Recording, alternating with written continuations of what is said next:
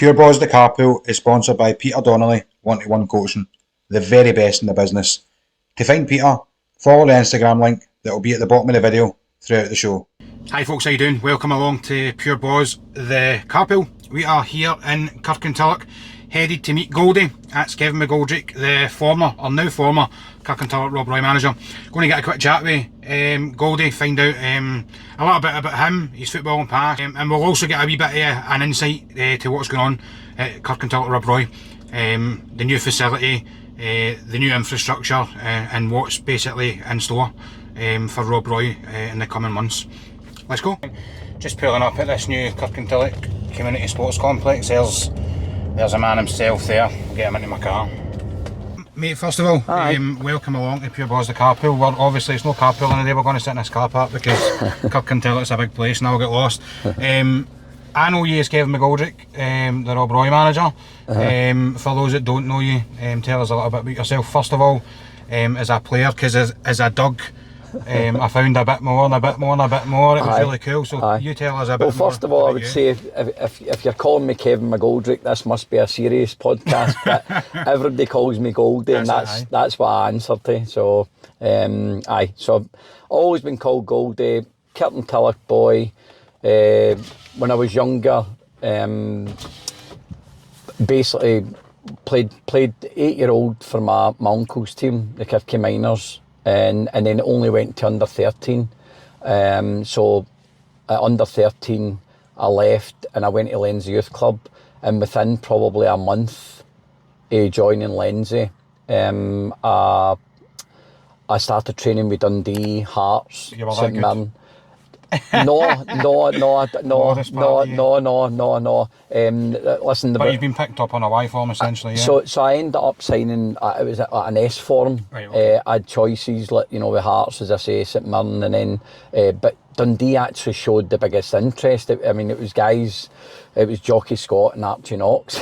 So wow. I put the fear of God into you, but amazing coaches. But they actually made the effort to come to mum and dad's house, right? Okay. To sign me. So signed with Dundee, and every holiday, you were going up. If it was the Easter holidays and or summer holidays, you were going up to Dundee and so staying. You wouldn't train? Would you train during the week or anything? We trained every. I think it was a Tuesday night. And you went up to Dundee from Kirkintilloch to do that? No, we trained at Wishaw. All right. Okay. So they actually came down. So there was a big catchment area in the Glasgow area for Dundee. There was a load of us that were signed.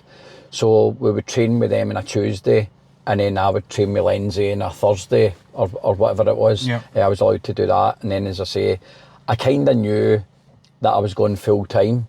Right. So listen, I was never going to be a doctor or a lawyer. What age were you at that point when you thought you knew you were going to go full time? So I was maybe turning. I was maybe middle of 15. Right, okay. And then I was just turning 16 when I went full time. So like education, getting back to probably further on talking about coaching. Back then, I just through my education, I didn't even go and sit. It's funny because when you speak to guys that I'm not saying that football players and managers are idiots and things like that, but when you speak to most of them, especially at this level, they all say, my education, I didn't really give a shit about it. So I didn't. I would maybe just turn up for PE. I was kind of good at all sports. Aye, of course, so I went up to Dundee, and there was a huge part where I never made it, and maybe a bit of the part, it was nothing to do with my ability. Aye. It was actually up here. Right, okay. Toughness. I was a mummy's boy. Oh, very nice. I've got 2 older sisters, so I was spoiled. It makes sense, I was spoiled rotten. So I'm an hour up the road, and was homesick. When I went full time. So were you 16 by this point? I was just turned 16, but I was probably mentally 12. Aye, I was a mummy. I was spoiled rotten. So it's her fault that I didn't make it. But I came back down, and this in my head. This is what I was, the kind of person I was like. I couldn't say no. So I was up in Dundee, an hour away. Managed to get released and 5 weeks later I was down at Leicester City, 5 hours away. So that was the type of boy I was. I couldn't say no. So you've gone through Dundee to where were Leicester City playing at that point in terms of where were they in the leagues? I want to say that they were a top, what was the equivalent of the Championship maybe now or whatever. They were a big club. They played, down in England. That obviously Celtic. I've got Lennoxtown. Yep. Rangers. I've got Murray Park. Yep. And think, see when I was obviously I'm in my 50s now. So, but see back then, all the English clubs had their own training. They had all that. They had all that. So we, I want to say their ground was Filbert Street, but they never ever went there. They went to this, proper. Facility. It was brilliant. How did the Leicester City thing come about? So I ended up going to Campsie Blackwatch.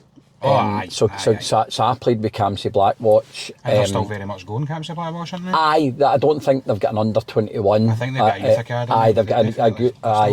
So it turns. I was, as I say, maybe a couple of months into my 16th birthday, and Jerry Marley, the legend, Jerry Marley. That so he phoned to see if I would go to Campsie Blackwatch, but it was under 21. I'm 16. That's their men. You should have a look at your Wikipedia. There's some blemishes there, by the way. So I ended up going, and Jerry immediately took a shine to me in terms of under 21. I was a sub when I first went, but mainly I would always go on or I would start. And then at the end of that year, we played in a playoff against Mulgai, and I don't know if it was we were short, but I played, and everything I touched that night, and we ended up winning the league, and I managed to score. I set up at first and scored. I'm sitting here blowing my trumpet here. It's uncomfortable. It's all right. You're all good, mate. And we won, and then, as I say, trials started appearing again. As I say, I went down to Leicester. I ended up, believe it or not, going to Sheffield United. Right, okay. But I was just a mummy's boy. It just wasn't it. I remember when Leicester offered me a contract, I was at the other end of the phone. The guy, I don't know if you remember, the guy called David Pleat. He's so famous. I remember. He was a Tottenham manager at Leicester. So he phoned my mum basically saying that obviously he didn't know who I was, but the feedback for the youth coaches were like, that we need to get them signed up. So he said, he's saying to my mum, I've never done this before, but we want your boy, and we'll fly, your husband and yourself and Kevin down to play Tottenham on the Saturday. I'm at the other end of the phone going, I don't want to go. I don't want to go. As I say, I was weak. I was just mentally. That's how I know. Now, on the flip side of that, only because I know what my parents would be like. So if I had any footballing ability, and David Pleat's on the other end of the phone to my dad and my mum saying, we want him down, I'm thinking my son's going to be a multi-millionaire here. Let's feed off him. What I mean? I know. What were they like? Were they supportive? Do you know what? My mum and dad were supportive, but they didn't really get involved. They wouldn't. By this point, you were an adult then, weren't you? I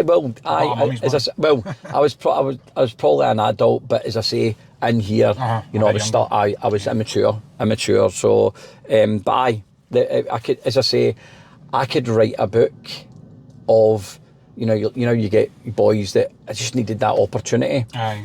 I'm the opposite. So I get so many opportunities, and even in my coaching, I would love to write a book. And my book would be called The Nearly Man. The Nearly Man. Even in the coaching. I know you were a taxi driver at one point as well. I actually done the taxis when I came back from China. Obviously, into the coaching, and I can't stay in Dundee. I can't stay down in Leicester. I find myself older staying in China. with Manchester City, Aye. which would be We'll touch on that later. Aye, it would be unbelievable. But when I come back, I did a wee bit of the taxis just to get me by. I always said if I wrote a book, I'd done the taxis for 8 years, it would be called The Memoirs of a Taxi Driver, because you'll probably know some of the stories are mental. You mentioned Sheffield United, Leicester. Did you make any first team appearances for these teams? No. So these were, as I say, when I was younger, and then I went into Celtic, and I trained with the first team a lot of the time. Kevin McGoldrick, surely you're a Celtic fan. Aye, but I'm going to say I'm a big Celtic fan, you know, like, but I would say I'm more a supporter, you know. Like, see if Rangers beat Celtic and Rangers deserve to. Aye. You're happy. Well, I'm not happy, but I'll tell the truth. Aye, but you know, I'm no blinkered. I am no blinkered or anything I'm a bit like like that as well. I kind of prefer the junior football on it. Aye, you know what I mean? aye. So you've came, assuming that you've had these trials, it's not worked out. You came back to Scotland as Queen's Park. So, as I That's say, the club that you made your most appearances at, isn't aye. it? So basically, what happened was I had so many opportunities when I was at Campsie to go out and then I don't know, they changed the age the age date, so I was actually 22 like they do when all the time. I was 22. Here, I was 22 when I played with under 21 with Campsie, if that makes sense. And then at the end, it was coming to the end, and Eddie Hunter. That name doesn't ring a bell. So Eddie Hunter is an incredible legend, a proper legend at Queen's Park. He played, he managed. I want to say, you know, Eddie was at the club for like 30 years. You know, he was there a long time. He was a right tough guy, and he showed the interest. And as I say, when I first went in, it was a test of my character, because every team that I played for in terms of boys clubs and I always played. So I was never on the bench.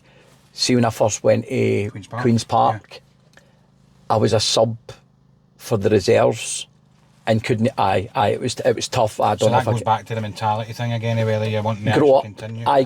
Grow up. So it's actually deliberate. See, nowadays youngsters couldn't handle that. No, definitely, you know, and I was the type.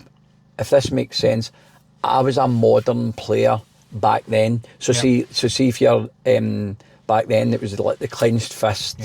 You know, and you know, there'd be 10 guys like ready to kick your head off, right? There'd be one guy sitting, and see somebody that was shouting, I could switch off very easily, and I would look at the wee light, and I'd be looking for a wee fly that's something to concentrate on. But then if you told me you're the best player in this team, go out, but you would get a reaction then. That you know, but the clenched fist and that didn't really do anything for me. So because there is you said the modern day football, there's a lot about that. Aye. See, you know, there's actually on the flip side, because obviously I'm involved with Drum Chapel, and you've just taken Alan. Obviously, Al wasn't getting game time. Listen, Al dealt with it absolutely spot on.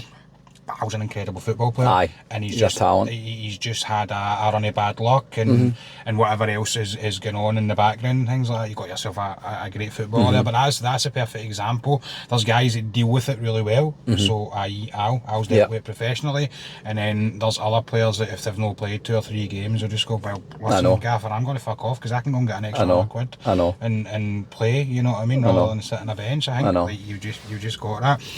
So Queen's Park, obviously, your mainstay teams. Having a wee gander with my research yesterday, Morton popped up. So East Stirling popped up, but see, believe it or not, Kevin McGoldrick, it's not the most common name. It's not a David Smith, or you know. So there was a big guy, Kevin McGoldrick, who was a year younger than me, and believe it or not, we both represented Scotland. Right. But he's the one that played in this World Cup. Right. He played in the World Cup. And see, sometimes I used to, and it wasn't to try and be fly and say, aye, it's me, but I used to get embarrassed a wee bit. Hey, hold on, stop there. So you played in the World Cup? Aye, I did. It's me. No, and this is what folk would go, oh, you're that guy that played in the World Cup. And I don't know why, but there was a shyness that I didn't want to start saying, no, it's not me, but I played a year older and for Scotland, you know, I didn't want again. So as I say, there was a shyness when I was younger, and then as I say, I started getting knee trouble. Yeah. When I was maybe 18, getting knee, and you know, I never ever played a full season ever again. Ever again. And what age were you at that point? About 18. Wow. I was about 18, and then, as I say, I just constantly get knee trouble out, and then, but as I say, you can start to see what kind of person I was. So I got an operation at the end of May. Pre-season started in the 10th of June, and I was in pre-season, so there was no leg weights done. You know, I walk like a cripple now because I never listened to, you know, the experts, you know, the physios, the doctors, you know. So I never played a full season, but probably contributed. It was my fault, you know, for no listening.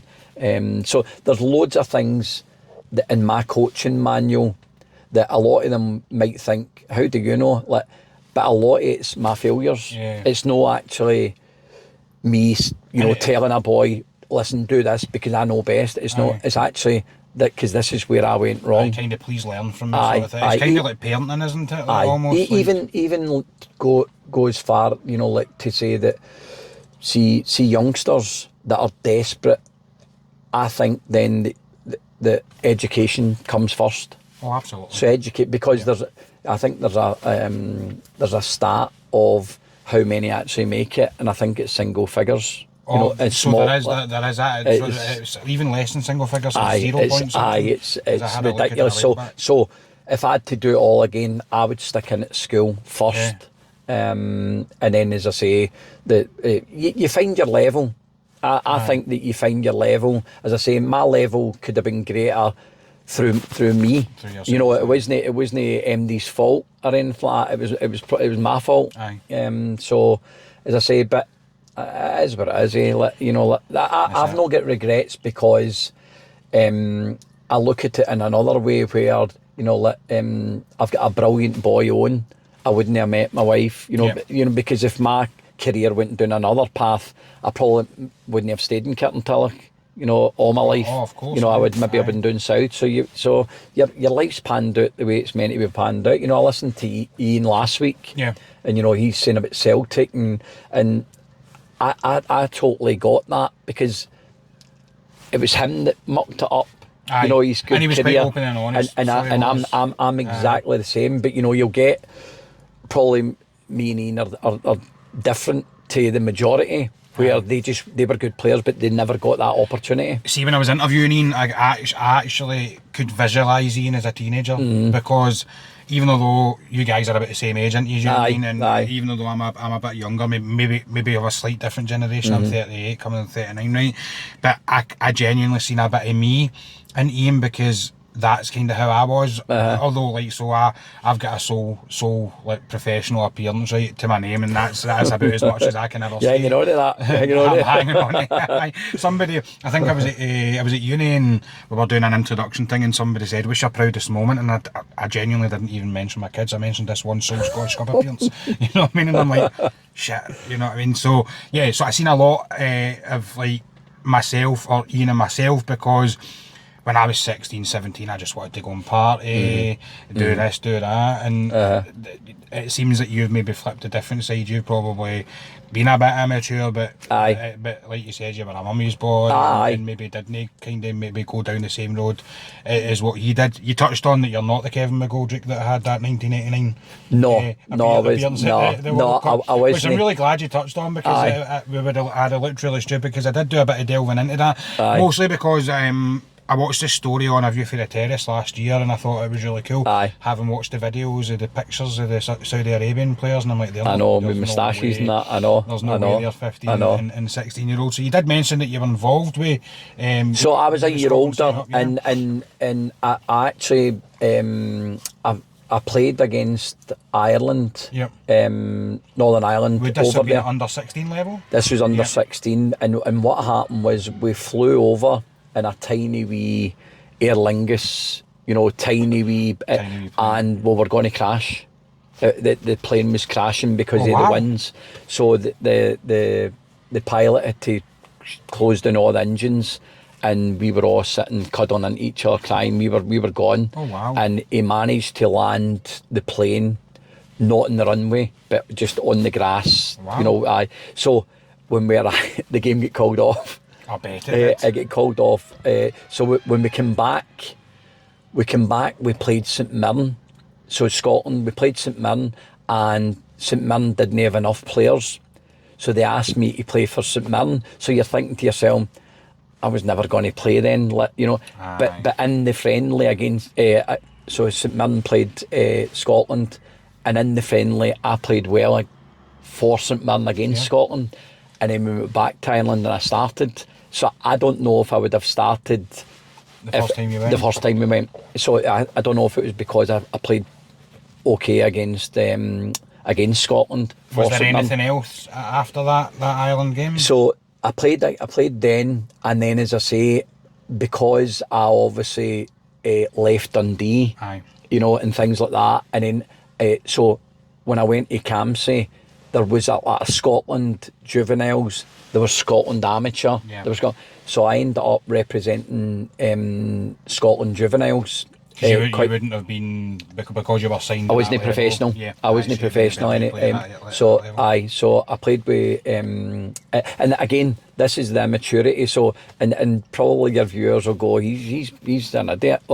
And I know that now, but I actually played in a game against amateurs. I'd scored twice and I'd set up another one before half time, 3-0.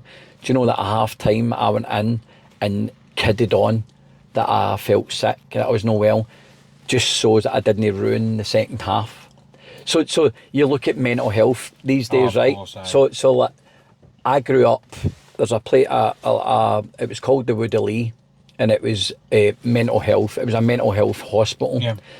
But see, growing up, apart from the mental health hospital, you know, there was no mental health. You know, like, no, you didn't. There wasn't even when I was growing up. You didn't. We knew about Leverdale, which is obviously part. But like nowadays, mental health in life is massive. Mental health in football, because we're in it. So important. But I look back and go, there must have been something mentally wrong with me. Mentally that's wrong. Maybe that's maybe you doubting yourself a wee bit, I suppose, or maybe looking for a reason why you maybe. I don't mean any disrespect with this, but maybe why you didn't make it. Do you know what I mean? So as I say, I know why I didn't make it, and it was probably nothing to do with my ability. It was up here. So the breakthrough for me probably was so, as I say, my knee just constantly gave me bother, and then I think about 27 I get told to stop playing, and it went before. And I want to say it wasn't by a manager tell me just to chuck it. It was actually a surgeon told me to quit. Because your knees now starting to show arthritic. You didn't quit, but didn't you not? No, I didn't. I went and played with Hairstains. So Hairstains a local amateur team, and very, very, very good amateur team. By chance, we all appeared. You know, they were successful in winning their leagues and things like that. But by chance, we kind of appeared all at the one time, and good players going into Hairstains. Really good. And I always love to tell this story because, like, I stayed about 500 yards from the pub that they drank in, and my wife used to say on a Saturday night that when I played with Queen's Park and we played Peterhead away, that I was home sooner than actually when we played. That's funny. And she's probably right as well, isn't she? We actually just all gelled. So you're having your pints with them after the game. You know, you get closer, so you're bonding, and you know, all through my career, I've coaching career, I want my teams to have nights out together, because I think that's when you gel, you become like a good friend off the park, and you become an even greater friend, you know, on it. So I played with Hairstains for about 5 years, basically getting strapped up Not giving a fuck. no caring, but no thinking about later in life. Aye. You know, as I say, I can't straighten my legs. I can only bend them so far. Aye. I probably walk as if I've shit myself. So I need knee replacements. I've had a hip replacement. And by the way, that was one of Hairstain's most successful periods, wasn't it? Because well, they won the Scottish 2 years in a row. That's right. As I say, we just had the right it's hard blend. to win the amateur Scottish. It's 10 rounds. Aye, it's huge. I know, it's massive. People like having managed the amateur level for a long time myself. I know just how difficult it is, and it doesn't matter what level of football you play. If you're playing 10 rounds to win a cup, you must be good. And do you know what probably the key was? We had players that had strengths and weaknesses. Yep. You know, different. Like for instance, you know, I wasn't a tackler.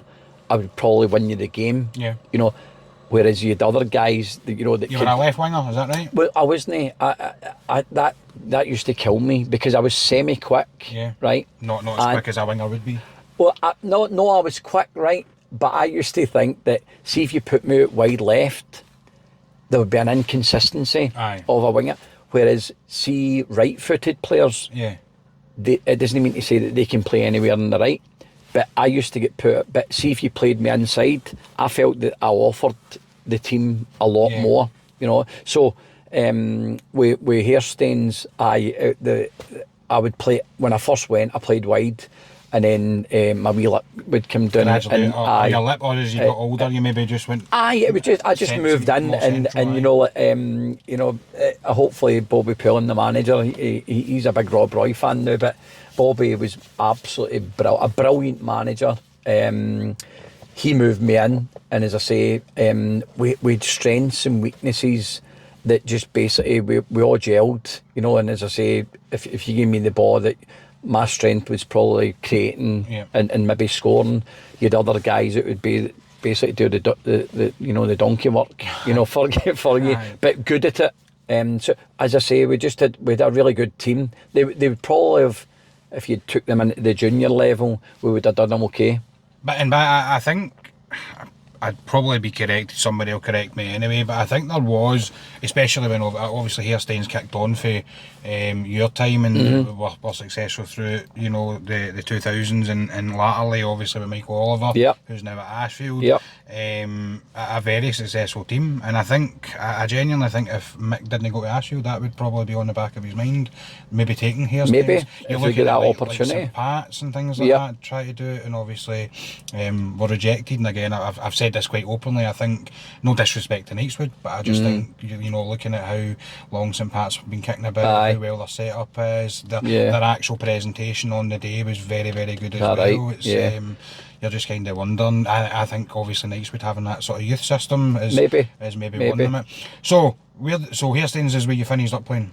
Aye. Right? So Hairstains, as I say, my knee was getting worse, and then as I say, stopped playing, and then I actually took my first steps into the coaching management and done the co-manager role at Hairstains. And I didn't actually get the chance to do it that long because I bumped into Queen's Park, and as I say, I was at Queen's Park as a youth coach. You were a youth coach at Queen's Park, is that right? So I went into Queen's Park, and see any coach, they want to start at the top before they've actually learned how to coach. And I've always said, see, even like famous footballers, who says that they're going to be good managers? So I think that you serve an apprenticeship. I've went, and clearly in my head I knew what I wanted to do. You're older. I actually got a job with the Daily Record, freelance, covering junior football. So I've known the junior football inside out. I probably know somebody at every club. I done it for about 11 years. So what happened was, on a Saturday I'd go and me and my dad would go, and I would report on games. On a Sunday I would do pro youth. So started getting on, you know, my badges, and it just progressed, and then what happened was I left Queen's Park after about, I think it was about 12 years, you know, as a player. So where would, when you left Queen's Park, where would this take you to about age-wise?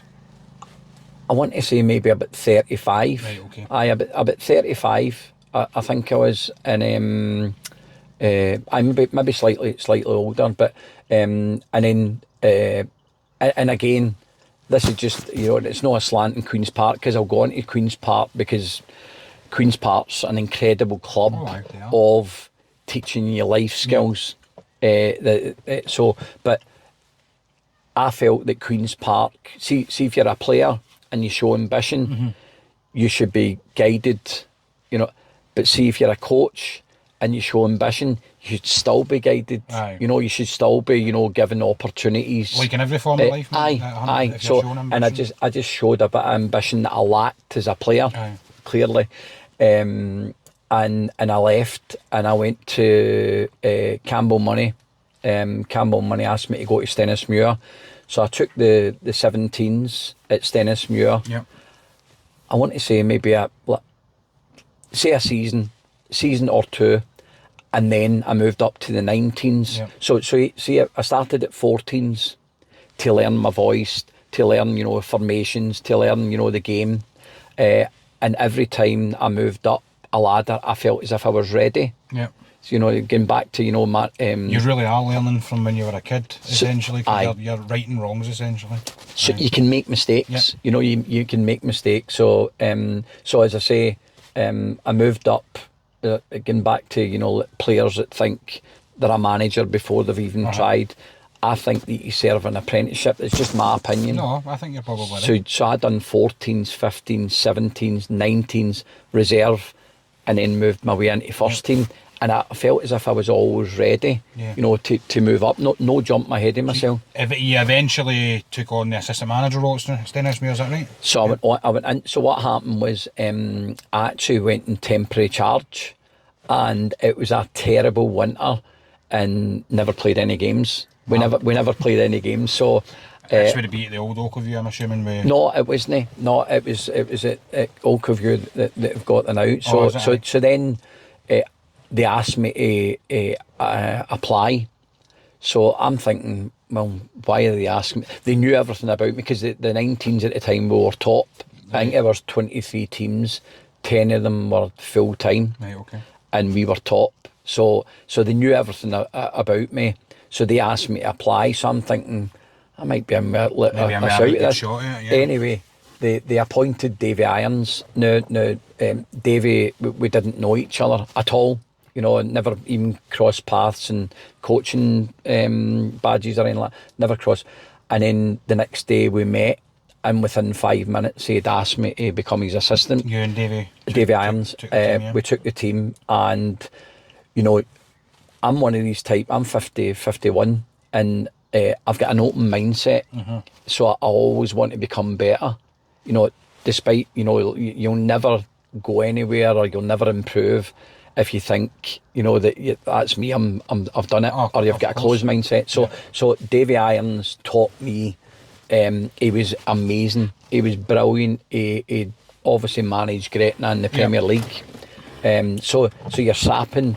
But we just had a brilliant connection. Yeah. You know, I always felt that, you know, being an assistant manager, don't be a yes man, because he's not going to get, you know, the manager's not going to get any better if you're basically just agreeing with everything he says. So you were very honest, open and honest. We had we would have debates. We wouldn't fall out. He's the manager. He's the final say. However, he allowed me to have my say, you know, but I just had a good relationship. And then Davey joined the police, and I'm one of these type where, see, at part-time level, see if your manager gets sacked, the assistant should go with him. It's just my opinion, because you come as a team, you know, you're part-time. If it's full-time and it's your job, it's a different story. You know, it's different where, you know, maybe the manager's going away with a package, and you know, you're not getting the package. You're not getting the package. So that's your job. So that's your job. So, but at part time, I just feel that you come in as a team and you should leave as a team. But Davey was joining the police, and it was his choice to quit. Yeah. So I said, well, I want to stay on. So I thought that I would have get the job you know, and it hurt that Martin Corgan, you know, Martin was a player.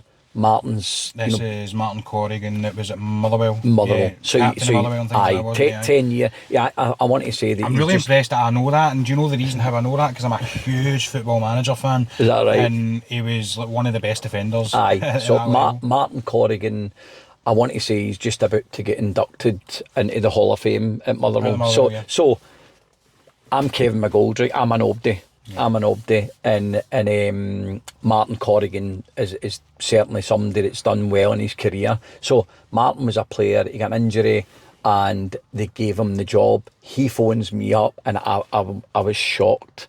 So he asked me to become his assistant and I didn't think I could do it. But you're putting yourself at the game. So it was horrible to start with, you know, that Martin's getting introduced. Yeah. I've been taking it temporary charge because Davey wasn't there. He's getting introduced, I'm his assistant. But do you know what? Let's see, very quickly, we actually became really good friends. Really good mates. Really good friends. And I would have done anything for him. Once you go over that wee maybe embarrassment, you know, and maybe your wee ego trip, aye, you know, that you should be the manager. I still say it this day, I should have been manager, but aye, you but get every walk of life. Aye, but you don't always get what you want. So when he's assistant and we honestly just hit it off. We reached the semi-final of the Ramsden's Cup at the time. We were sitting, I think, third for a long spell. We were one game away from the quarter final of the Scottish. We get Albion. We did get Albion Rovers. And if we beat them, we get Rangers. They would have made the club $500,000. Yeah. And they sacked Marty. They sacked him. I don't know. Listen. Sacked after the Albion Rovers game? No, before it. Before it. Wow. Before it. So, you mentioned there that you were actually doing really well and things. We were doing very well. We'd lost 4 games, but I want to say Rangers were in our league at the time. Dunfermline full time were in our league. We'd lost 4. And I think the reason that they gave Marty was that they didn't think they would win another game. So they sacked him, and it was like a shock. And as I said to you just previously, that I just believe that at part-time level, Marty kept me on. It would have been easy maybe for me to elbow him out the road and I'll take it. But I didn't. I quit. I quit, you know, under protest. On behalf of Marty, I just think it was the right thing. Like you says, he's became your aye, we were good friends, and as I say, you know, it's Stenhousemuir we were talking about, you know, reaching semi-finals, 1 game away for the quarters of the Scottish Cup. So this will be 2013, 2014, a wee maybe. Aye. You mentioned there that Rangers were obviously they were in that was through administration, so that was after 2012. Exactly. Where did life take you after that? So after that, I got a job with the SFA, right. And it was mentoring grassroots coaches. Now, I think that, you know, volunteers need to be treated with respect, the same as anybody. And I felt that the word mentoring was a wee bit harsh. Right. So I never ever used the word mentoring. I just used the word support. Right.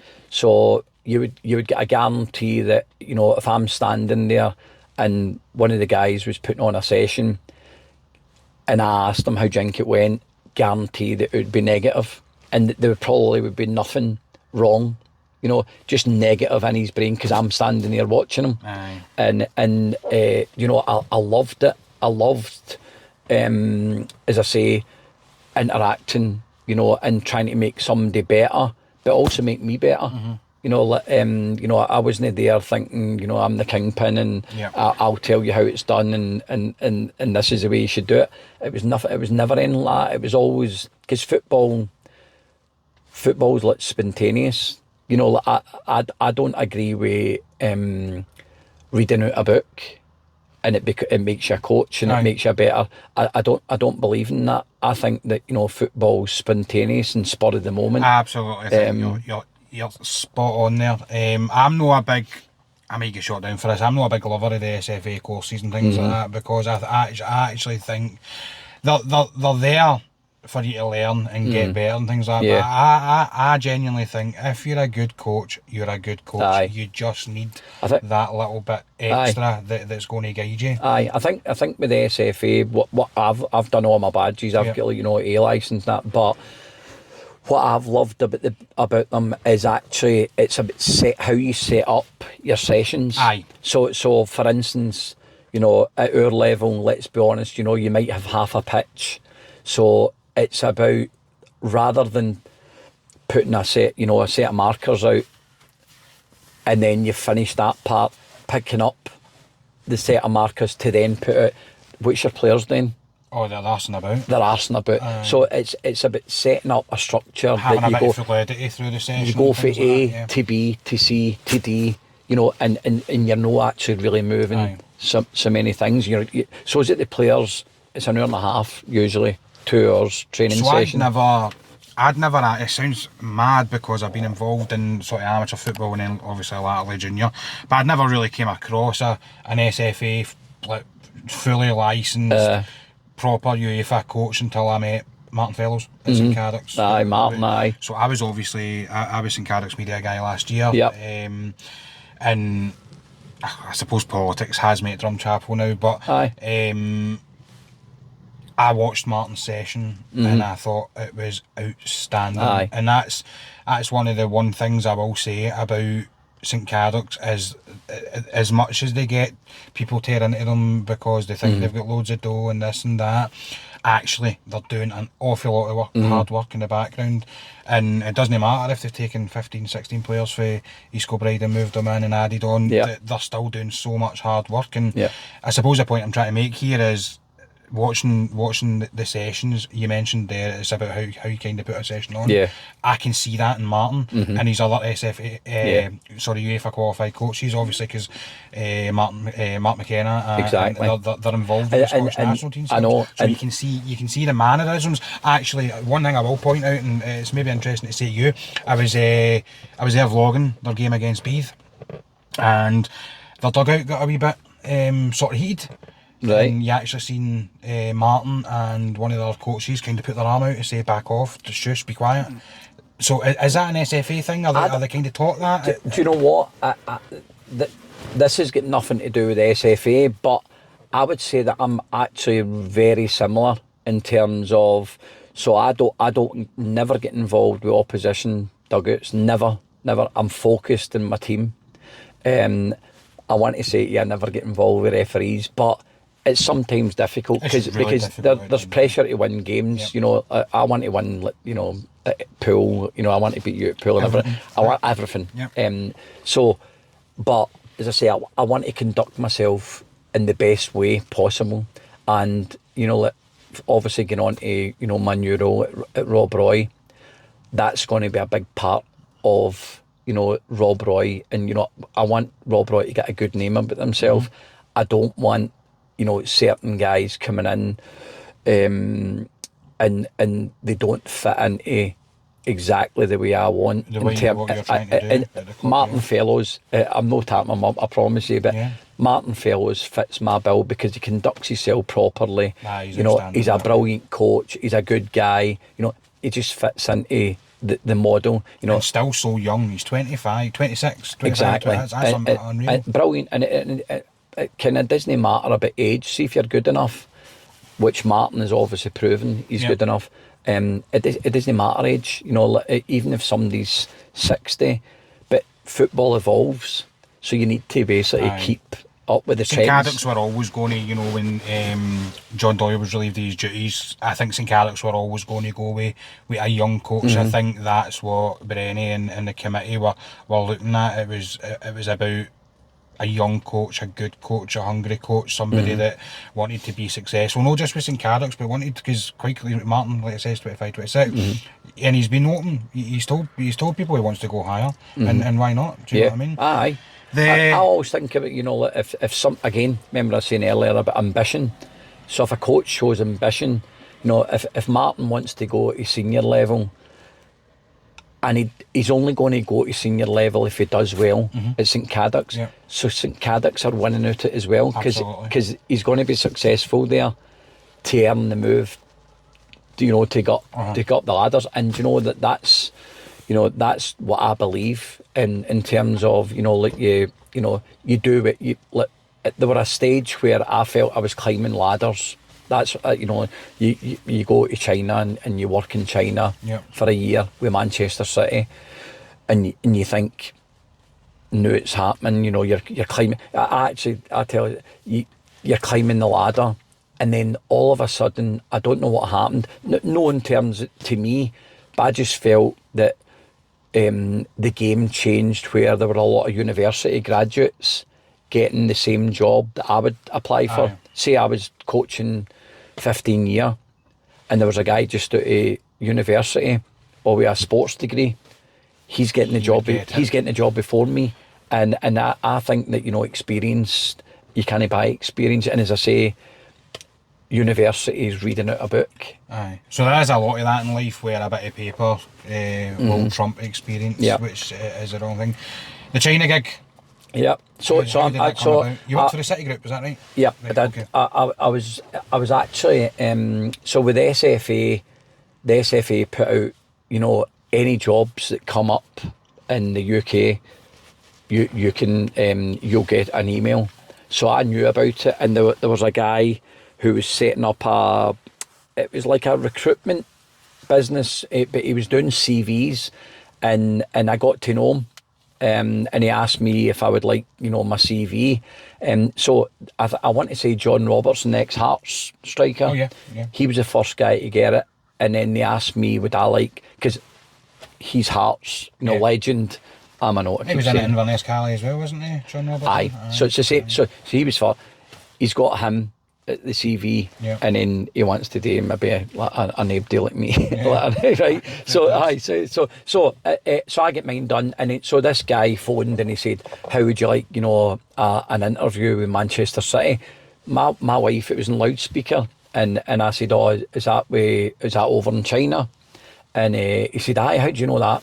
Told him SFA, and he went, "Well, would you?" And I said, "Aye, I would." I says, "But I've now got enough experience that I want to be a leader. Aye. I'm not just going to be a coach. I want to be the leader." Yep. So he did. He got me an interview. I went away down for the interview, and it was a group.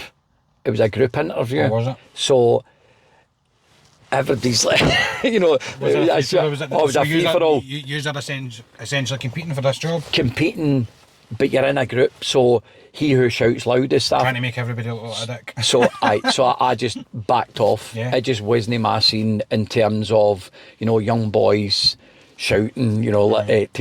I just went, this isn't for me. Maybe they've done that because I know that's kind of like a tactic to see if somebody does just kind of sit back and watch. And well, you're right, because what happened was, it turns out the interview wasn't for leaders roles, it was for just coaches. Yeah. So I've basically went over and just said, listen, take my name off it. Right. I was here for the leaders role, blah blah blah. So they phoned me the next day, and no, they didn't. They offered me a job, and it was just the coaches. And I said, listen, I'm not for this. So they basically said, can we keep your records? And I said, aye. So because I'm an A licence holder, and some of the other ones C licence, blah blah blah. So the next day they phoned up and they said they had a job for me. They didn't, but they said they did. They made one up for you. They made one up. So I listen. My wife, she's always been so supportive of go for it. Right. Why no? You're getting to see China, and as I say, this is the same boy that couldn't stay in Dundee an hour away. Did she go with you, your wife? No. So and I always say I probably spoke to Maria more when I was in China than I ever do here, because you're on Skype and you're talking to her for maybe like an hour, 2 hours. Here it's a wee text message. How are you? It's amazing that, isn't it? Because you kind of like sort of speaking with somebody that split with his wife and now back together. It's funny that when we were separated, we actually did speak a bit more than. That's unreal. Aye. No, as I say, I went there And I went there on the 21st of December and spent Christmas Day in a coffee shop, questioning what have I done.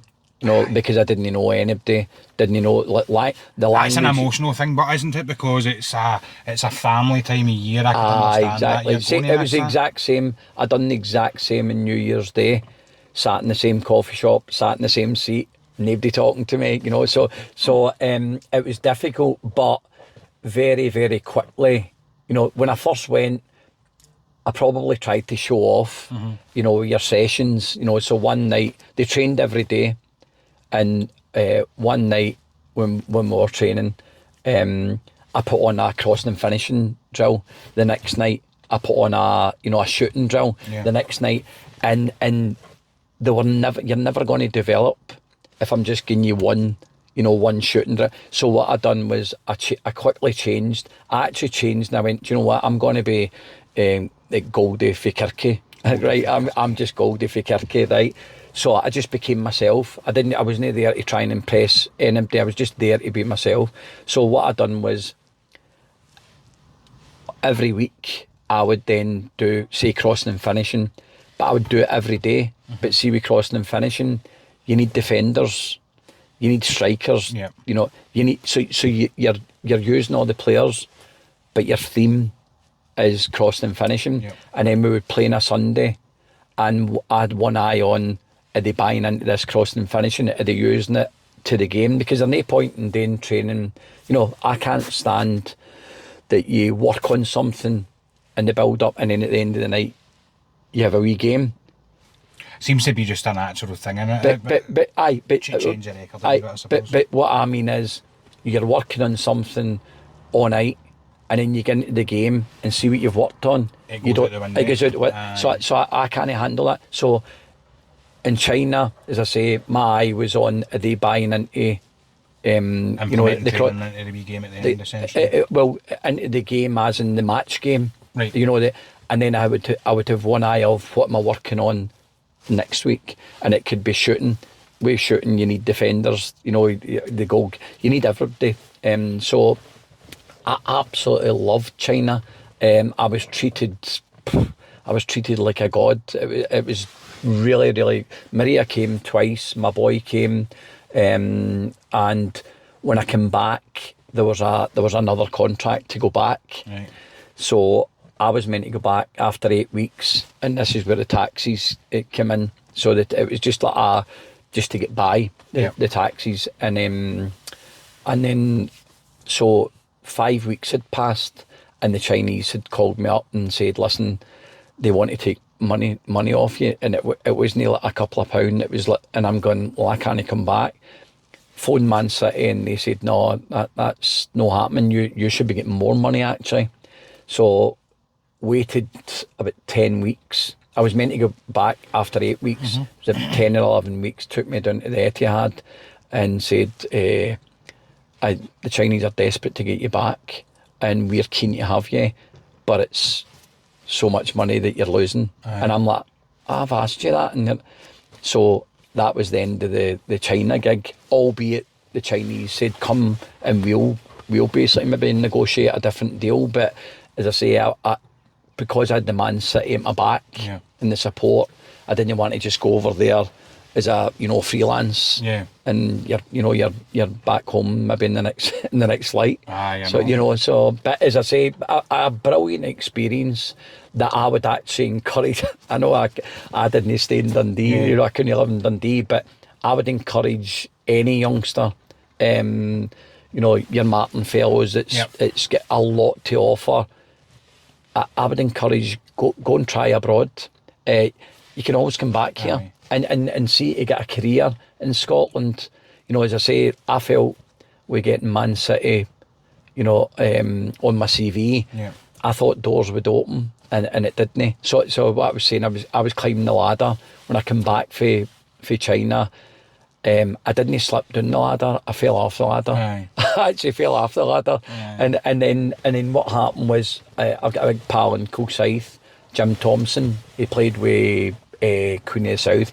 I'd say legend. Yeah. Legendary. Name rings a bell, to be fair. Big Jim's a Coolside man, and he said, "Do you want to get involved with Coolside Rangers?" And I said, "Nah, I'm finished with it. That's me. I'm done." And you were what, maybe about 47, 48 at this point? I about 46, 47, aye. And then I went and spoke to Coolside. Brilliant people, Willie Dunbar, brilliant guy, and told it straight. This is our budget. Like it or lump it, and Big Jim. It wouldn't be the juniors if you want to totally like it or lump it. Like it or lump it, that's what it is. And Big Jim would always go the budget's it, and I'm going, Jim, we knew that was the budget. So thoroughly enjoyed working at Coolside. Arguably the best park. Yeah. I know obviously the Darvels and Auchinlecks now. I've been visited. It's beautiful. Coolside is an amazing pitch. So had my time, and then you wouldn't believe it, Davey Irons get the Stenny job again. So he did. And lo and behold, on the phone, would you come back? Now, it didn't go down well with Coolside, but I felt, right, you're getting back senior. Getting on the ladder again. You're getting back on the ladder again. But do you know what? I look back and say it was the wrong decision. It was the wrong decision. I felt... Did you go with your heart instead of your head? I probably. And because I'd worked and I'd got on well with Davey before, I went back, and then what happened was my dad had died. My dad had died when I was at Stenny, and grief, nobody can describe grief because everybody, deals experiences different. And I struggled, and became irritable, even at Stenny, and asked Davey if I could take time away, and so in between times, Davey gets sacked. So as I say, I've told you earlier, Davey gets sacked, I'll go with him, but Davey said, no, hang in. Just wait to see, what comes out. And I said, well, I don't want the job or anything like that. So the nosiness get the better of me. In my grief, I phoned up Stenny and to ask if I was sacked. But my mental health was through the roof, and I felt it was a wee bit disappointing that I had to do that. Anyway, it's so that was me finished, and that was me, all the the boots and that in the bin, all the the certificates you get, your badges in the bin. That's me finished. And then you're asking me if I'm a big Celtic fan, but when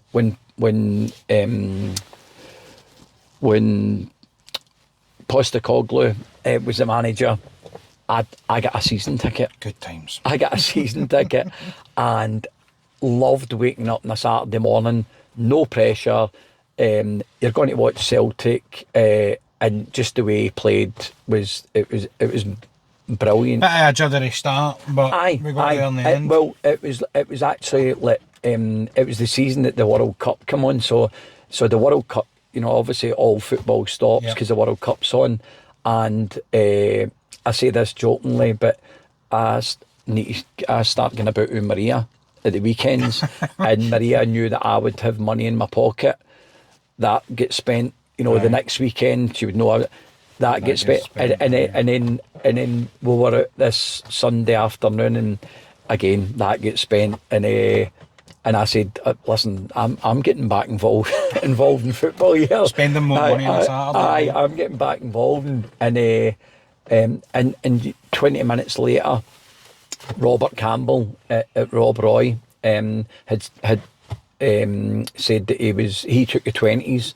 And he was in interim charge. Max had moved to Pollock. I was just about to say that would kind of mellow up right, because it was around about the World Cup. Max had the job, wasn't it? So they asked, would I go and help? And I've just said, you've caught me at the right time. I said, I'm thinking of applying for jobs again. And Robert said, what about Rob Roy? And I said, well, it's my local club. I'm happy to have a chat. And then I think within an hour they offered me the job, and I was actually over the moon because Kirkintilloch, you know, It's your hometown club, isn't it? aye, and see, like in Kirky, I would say I'm well known purely because of football. Like, it's a family. See, football people, we all know each other because it's like a football family. And then even, and I don't mean if you're a player, but see if you're a supporter, you'll know, we all know each other. And probably when I was younger, I drank in all the pubs in Kirky. So I kind of know everybody. So it was good. And do you know what? What a club. As in, what a club in terms of support. I remember last season, I didn't know anything about Rob Roy, the players, or the physio Jake. He's about 6'3". He's a monster, and I thought he was a centre back. he was a physio, so I didn't have a clue anything about the club. There was 29 signed players, all bickering with each other. So I took the job on, and then we played Pollock at Pollock one Saturday. I wasn't long in the job, and we get absolutely scalped 6-2, but it was six. That was good on their part. Aye. It was a hammer, and I'm walking off, and I see the Rob Roy support going down to the corner, and I'm saying to myself, oh no. And the next minute it was like, come on, Goldie, like, keep your head up, get. And the support, and I'm going, oh my goodness, that is unbelievable. And that's the way the support's been. And I don't know if it's because in years gone by, in recent years, they've just managed to stay up, and they understand, that obviously we've not got our own facility. And Neil Anderson, has come in to the club and probably saved the club, to be honest with you, probably saved the club. So I think the support understand all that and take it, that we're no a Darvel, we're no a Pollock, we're no, that put a lot of money. Listen, there's a lot of time, I get that, but at the moment, we're not that type of club. We want to aspire to be, I said even to players this season, we're in a mini league out with the top four. Aye, we are. We need to be. It's hard as well because see with the Premier League in the west of Scotland, it's hard to tell who is top four now. Aye, I know. Especially with kind of all the goings on at Darvel and stuff. Just before we finish up, Goldie, we'll touch on what I actually really wanted to talk about. So it wasn't me. No, I'm joking, mate, I'm joking. So obviously, you have moved into a new chief of operations. Is it? Aye. What they call Danny, Tony, and Stevie have taken charge of the team. Clubs moved away from Adamsley Park 10 years ago. Played at the Guys Medal for the last 10 years or something like that. And we're at this lovely new facility, and by the way, it is minted because I came down to watch, and I know it's a touchy subject, I came down to watch Rossvale Darvel, and I was looking about, other than having to wait 20 minutes for a pie, it was very, very good. Can I ask what's going on? Are you able to divulge I can tell you. So when I spoke to Rob Roy, in my head, I thought that Rob Roy were moving into a new Adamsley, if that makes sense. Their own part, blah, blah, blah. So as times went on, it became clear that the council want to use it as a hub, a community hub. I've heard of that. A community hub. So that means that, we want to set up a new academy, a full academy. But let's say at the moment, we've got an under-20s, an under-18s, and a 2010s. So the lets that we would need at the moment are maybe 6 a week, right? When you then break it up, there's 27 lets. And right? Over the course of a week, there's 27 spaces for training, right, and games and things like that. We're taking up 6. So there's 21 lets lying derelict. So I kind of understand the council's EDC's side of it, yeah. So that was the side of it that I heard. So, and again, people can correct me if I'm wrong, because things are just hearsay when you talk to people and see things on Twitter. So, I'd heard obviously Rossvale, huge academy, got age groups for blah blah blah to blah blah blah, and could put up a sum of money that would be interesting to EDC Council, Eastern Bartonshire Council, and that was kind of it. Basically, Kirky Rob Roy had to show that, look, there needs to be plans. You can't just have 6 lights and call it your own. Yeah. Would that be right in saying that sort of Do thing? you know, this is the God's honest truth. I could not tell you, and see what I'm just telling you now.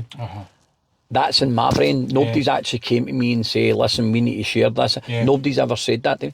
I just think for the way forward for the club.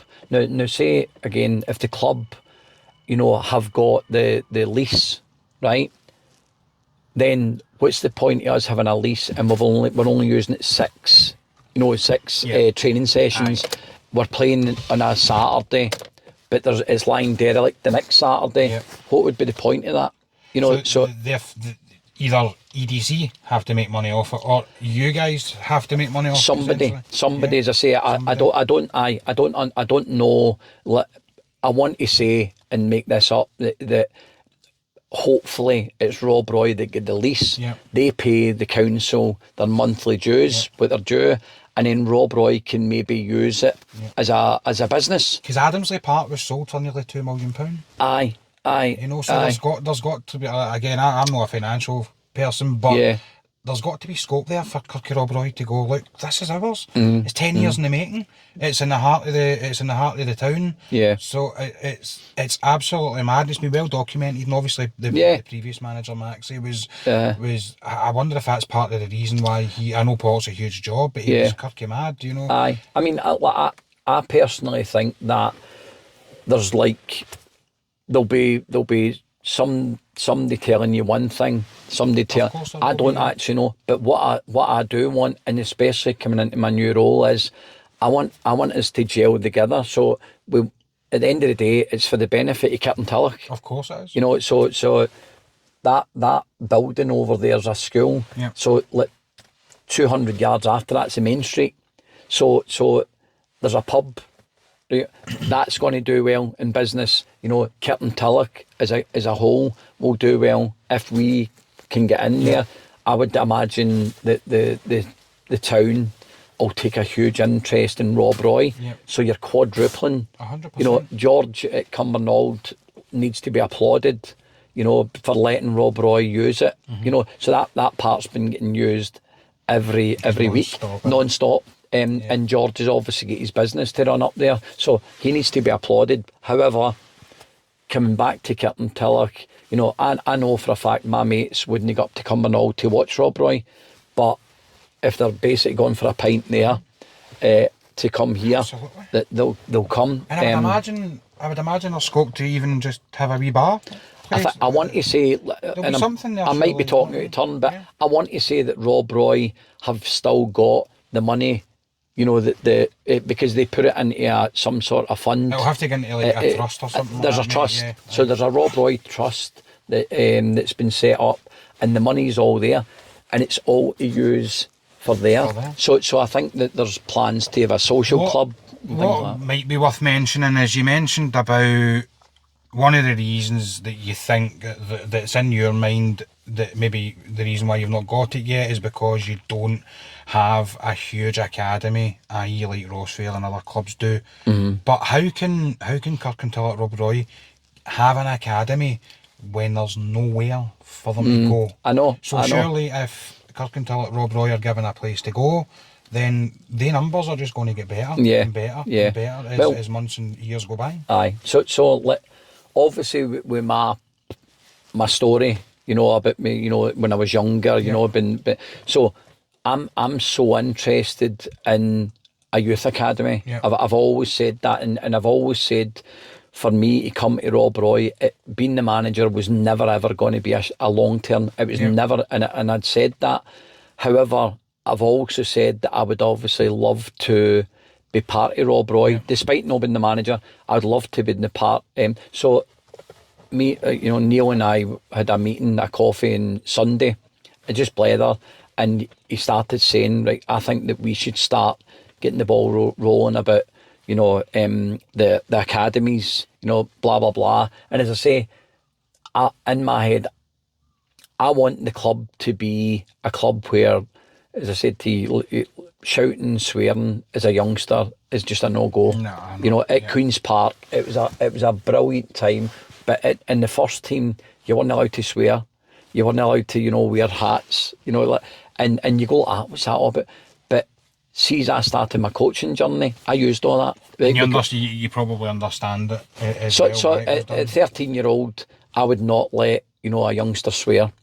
And all the way through youth, I would not let, even at under 19, I did not let players swear, because it doesn't make you a better player, it just draws bad attention. Right. So I'm trying to tell Neil about this, that, there's a conduct, I've got a conduct. And a lot of clubs have that. Aye. A code of conduct type thing. You don't, as I say, you don't want to, I would hate for a club or a boy parent to go, don't go to Rob Roy, bad language, and I could. So as I say, I've said this to Neil, about setting up, the academy, setting that up.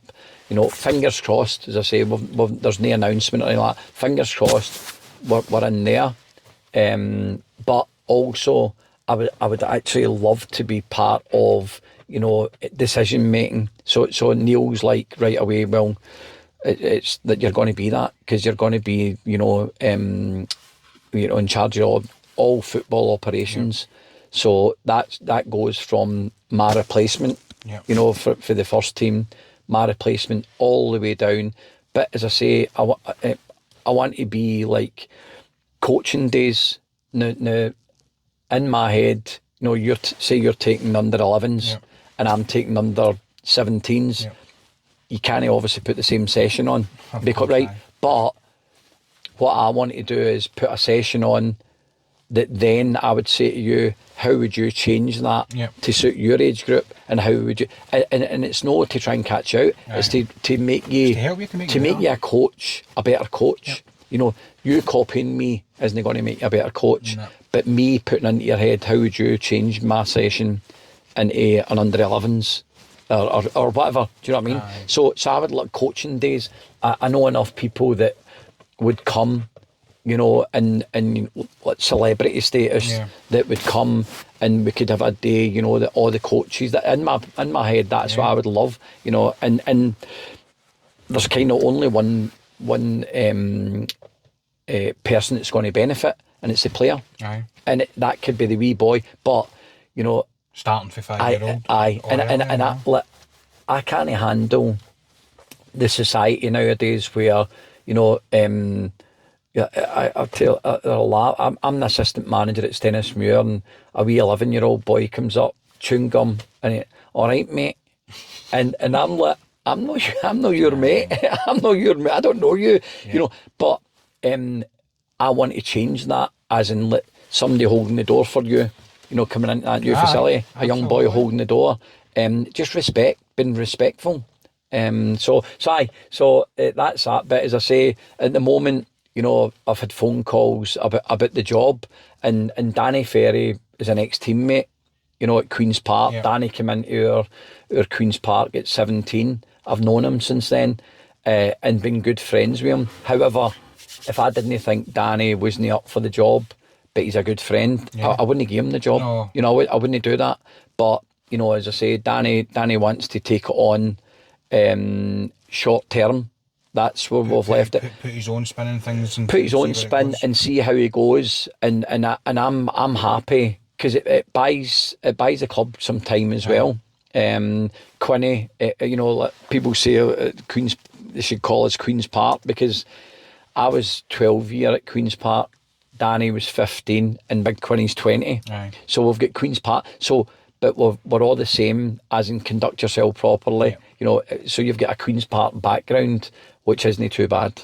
Absolutely, no, Rob Roy. So, to kind of summarise, you are not really 100% sure in terms of the facility? Are they going to give you? Have they given you a day? I want to say that there's a date been scheduled this year. Good. And do you know what? As I say, I'm not, taking Rob Roy's side that it's all the council's fault. Now it's no. It's basically working together. Working with each other. Can we of course. get this off the ground? That's it, away and running. I mean, I seen you that day, at the Rosville game. Yeah. See Rosville. This is just my opinion. There's nobody using it. Rosville had every entitlement of asking if they could use it, because it's no Rob Roy's. And as I say, if there's a clearer picture through this of, it might be a hub. Yeah. And that means that if we're playing away that day, I'm just somebody's playing on it. Listen, it happens. You just got to look at Peter's Hill. I was up. The Drum Chapel were playing Peter's Hill a couple of weeks ago, and I'm watching 4 old guys rolling out like sponsor boards that are taken down every week and things like that. I know. And listen, that'll be the same. But see if that brings Kirkintilloch home. I know. Then exactly. So be it. I would absolutely. I'd be distraught if Rob Roy didn't get it. Obviously. But I would be distraught if, they didn't get it because we don't understand that it's a hub. Aye. And we're still in it. We're still back in Kirkintilloch. Does it mean that other people can get a wee shot at it? Aye, of course. And as I say, if it's a business that Rob Roy, are making, somebody needs to pay to play on it. Yeah. And it goes to Rob Roy or it goes to the council, it doesn't matter. It brings. We're back in Kirky. I spoke to a boy that's involved with the club, Gary, on a few occasions, and he's a really nice guy, very passionate, and he talks really fondly about Kirkintilloch coming back to Kirkintilloch. Basically, of course, we're all the same. And I think that just needs to be. I'm from Kirkintilloch. I've always been for Kirkintilloch, and you go and play at other places, and then, but as I say, I was so close to signing with Rob Roy when I left Campsie. Yeah. I went and trained with him, and what happened was Eddie Hunter, as I say, he brilliant. But I was shit scared to tell him that I actually was going away on holiday, so I was actually the cop out was going to just sign with Rob Roy. These option. And then Eddie Hunter phoned, and it just all came out that I've got a holiday. And no problem, pal, go in holiday. I went away on holiday and come back, see my first night back, you little so I never said, he was been nice. But as I say, it took me, getting back to the Queen's Park, I ended up sub and then getting on in a game, and then I played well in a game, and I was in the first team, and that was me in the first team. But it's a test of your character.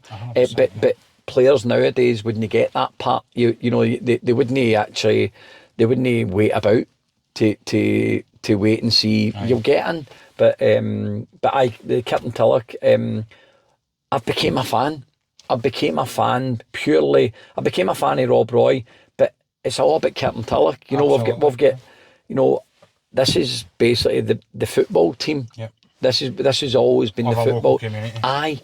And I know that the local community will buy into it if it's back in Kirkintilloch. So the council will benefit, as I say, for shops, getting maybe more shops getting filled. Yep. There's a lot of shops in the main street, more shops getting filled. It could be anything. More glasses getting filled. Exactly. The pub's been busier. But as I say, I just know if we get back to Kirkintilloch, it'll benefit everybody. Goldie, first of all, good luck in your new role. Thank you so much. And mate, I've got my fingers crossed for you. Thanks very much for coming on. Appreciate it. Thank you. Spot on, mate.